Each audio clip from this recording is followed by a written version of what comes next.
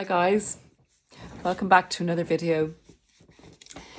I hope this video will be of some assistance, particularly coming up to Valentine's Day, to help people assess if they're being hoovered, or if they do get a hoover, or if you just want to rethink, your relationship with your narcissistic ex. If you're ruminating and having doubts and thinking maybe it could have worked out even though they're a narcissist, maybe now that I know what I know, I could work things out with them. If any of these thoughts are going through your mind, or if you just want more information on how a narcissist thinks, this video could be of use, and I hope it will be. Consider, please guys, subscribing if you would. Just take a minute to do so if you have seen other videos that have been of value, or if you find this is going to help in any way. Have a listen and see what you think. So just in explaining how a narcissist thinks, I'd like to look at the decision-making process and how that goes down with narcissists. So I'd like to look at object constancy. And for anyone who isn't sure of what that term means, it kind of comes about when a child is very young and they're a young baby and their mother is in front of them. You know this game you play like peekaboo and the mother's face disappears. To that child, the mother is gone. They have no object constancy, the mother being the object. They've no idea that the mother is still there, was there, and will be there. In that second, the mother is totally gone. So when the mother shows her face again, they're delighted because the mother's come back. They just don't have that kind of constancy in their minds. They haven't developed to get to the stage where they are secure that their mother is around. Just because that they don't see her doesn't mean that she's not there and will be back again. So the narcissist doesn't have a well-developed degree of object constancy, which is something that might help people when they kind of say, when the narcissist discards them or whatever, I did so much for that narcissist, for my ex, and they just dropped me. And when I brought that up to them, look, we've done this together and that together, and I've done this for you, and it just doesn't matter to them at all. It makes absolutely no difference, because the narcissist doesn't look at the past things you've done for them. You can't bank things basically with a narcissist. It doesn't matter. What's past is past. It's irrelevant.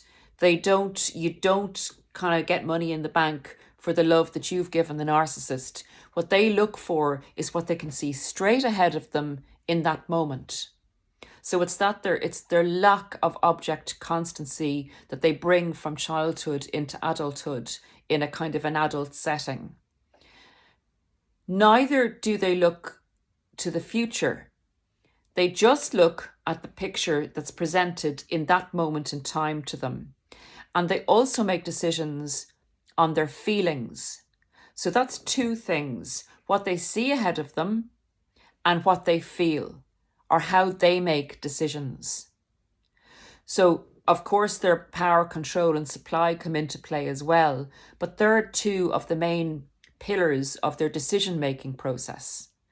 So whereas a healthy person will make a decision like whether to leave or to stay or whatever, if you're taking the intimate relationship, they will evaluate the past, and they will, they'll say, well, look, we've good times and we've bad times. Do the good times outweigh the bad times? Does this person love me? What have they done for me? How can we go forward?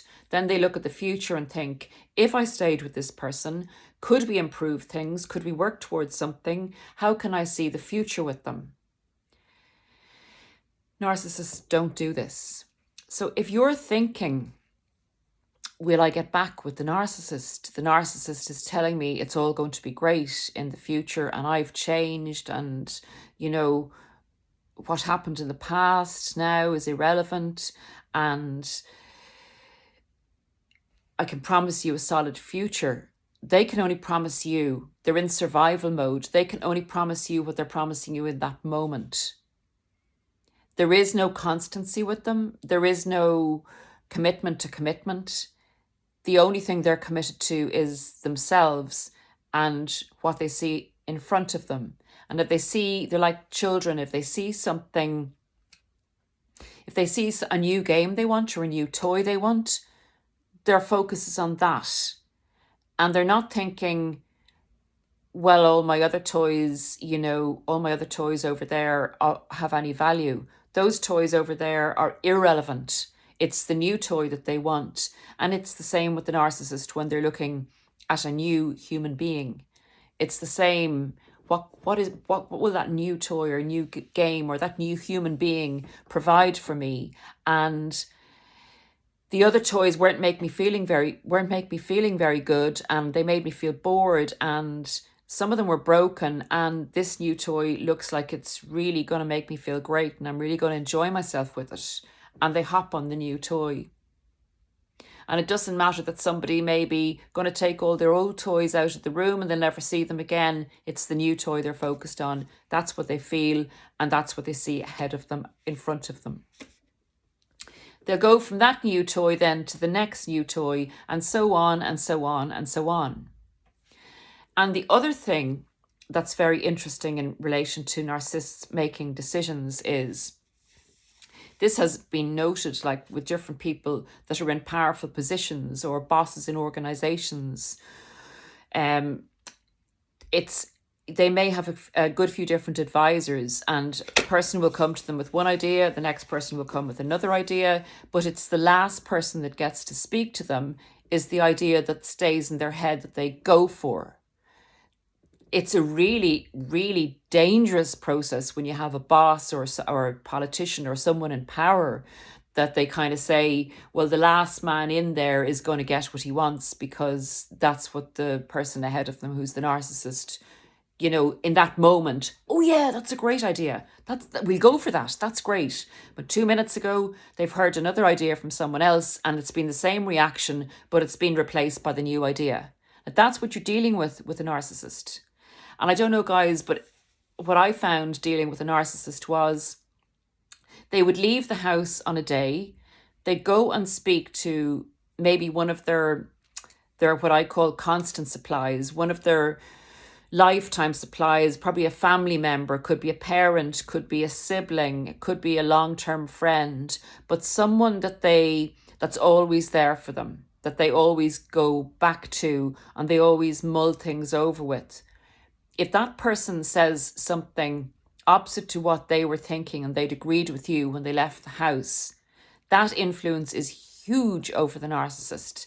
And the narcissist can totally and utterly flip their mindset and the frame of their mind and come back to you having decided exactly the opposite of what you'd agreed with them when they left the house that day.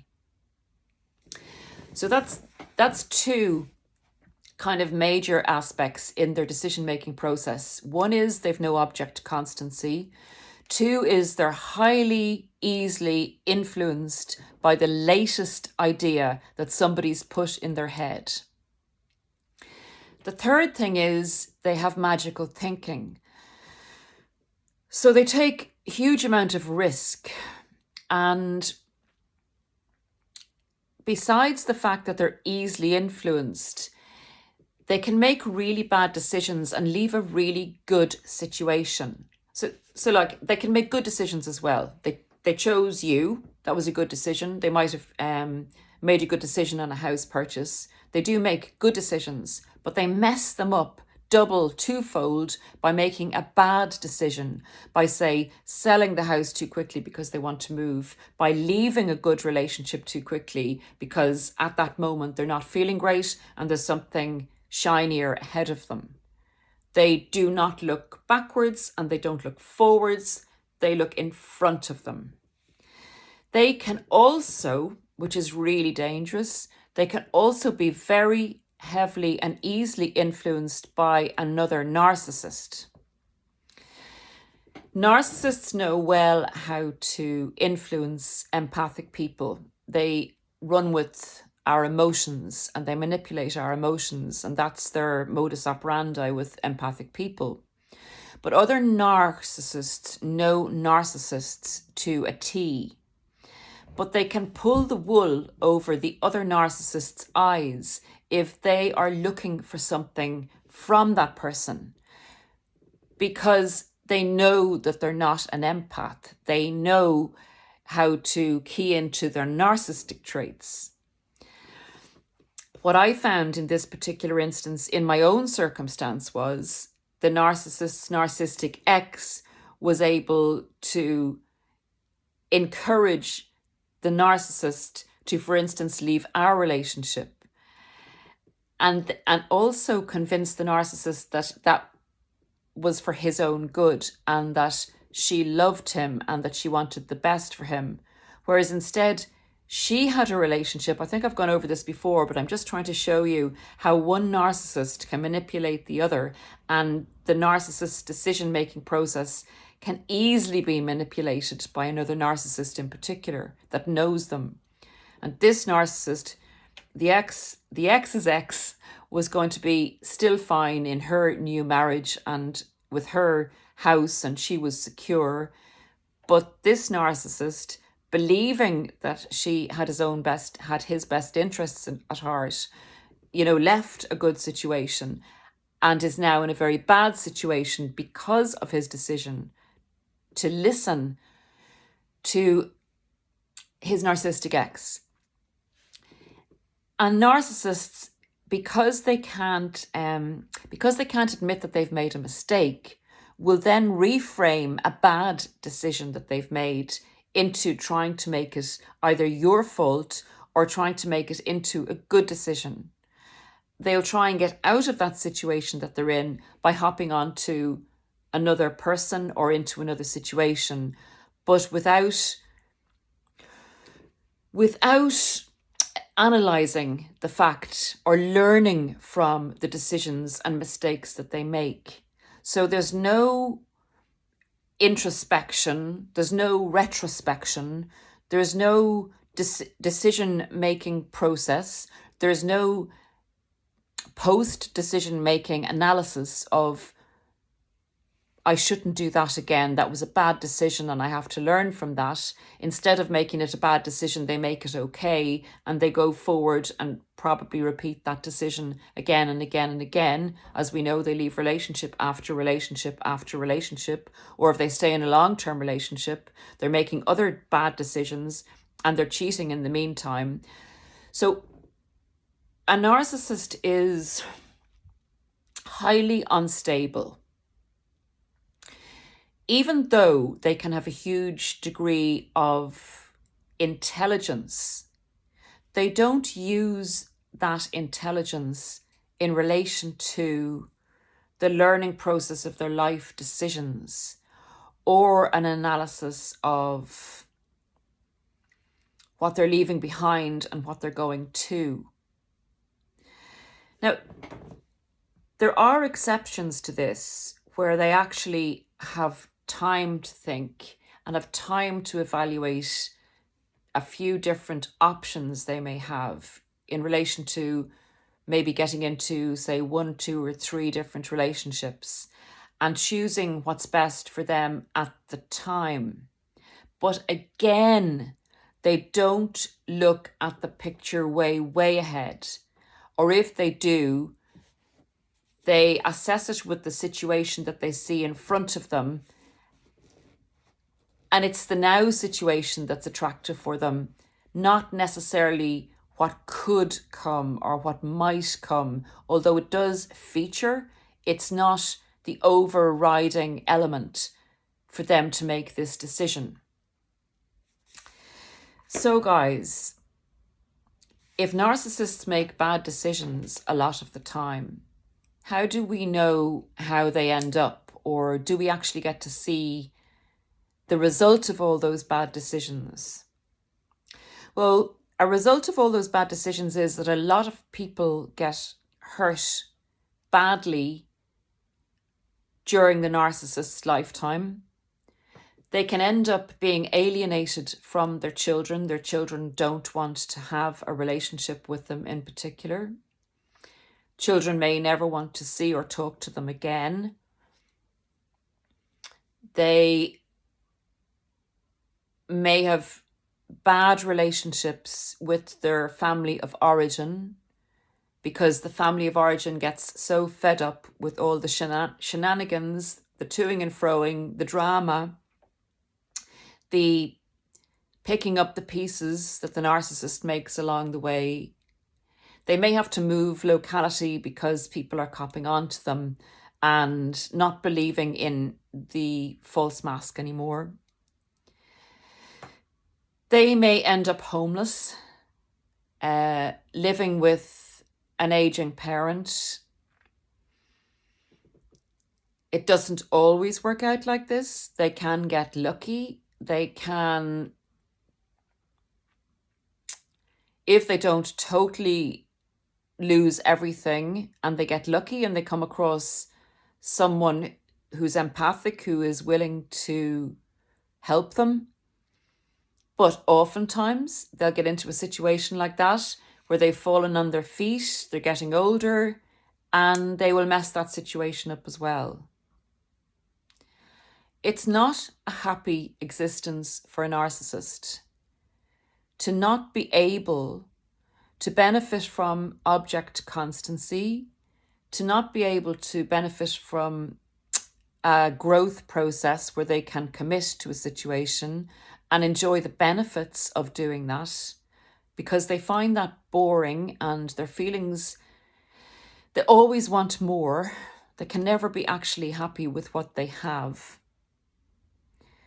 They can end up losing everything, and losing friends and family, losing children and relationships, losing homes and losing money. They can end up being alienated and isolated when they no longer have the capability of drawing people towards them. They've lost their looks, they've lost their money, they've become embittered, and they've become less able to hold up a mask, and the mask slips more constantly, and you get more glimpses of who the real person is that's there, and that person is becoming and has become very angry, very bitter, and is more childlike in the fact that they can't keep that in, and it's more obvious. The real face is coming through the mask. The mask is disintegrating, and the effort of holding the mask up is too much. So the narcissist decision-making process can sometimes be amazing in that they get lucky and they pick the right person or the right situation, and it can go amazingly well, and they can look like they're riding on a wave of good fortune for a specific length of time, but it's not something that lasts, because they will always invariably mess it up, or what's riding underneath what appears to you to be a narcissist riding off into the sunset and even having a long-term relationship that looks shiny on the outside can be full of darkness on the inside and can be disintegrating and can be a hell hole to live in, even for the narcissist, if they can't extract themselves from the situations that they've created for themselves. And again, on a final note, narcissists can be very easily manipulated by another narcissist to the extent that they actually do believe the other narcissist loves them, having destroyed a good situation that that narcissist may be in prior to the influence that the other narcissist will have exerted over them. So they are inconsistent, unstable, have very, very childlike, magical thinking in relation to the decision-making process, and their decision-making process is based on how they feel at that moment in time. They live in the moment, in the present, and on their feelings. And that is a very unstable, inconsistent, worrying way to live for someone who wants a loving, stable, normal relationship that means anything. So guys, that's it for today. Happy Valentine's Day. If I don't see you before this, I may get to do another video, and consider subscribing, consider sharing, and I'll see you again soon. Take care. Bye.